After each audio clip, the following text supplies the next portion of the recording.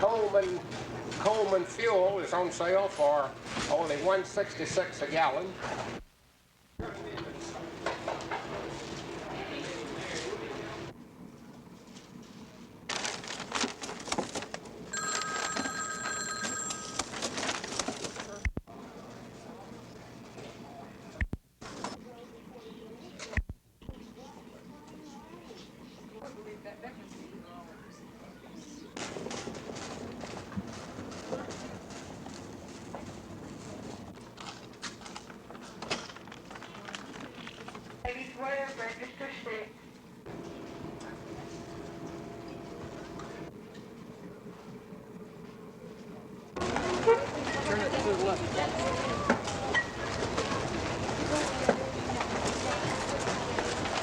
And finally, a word about driving. Don't do it unless it's an emergency and you absolutely have to.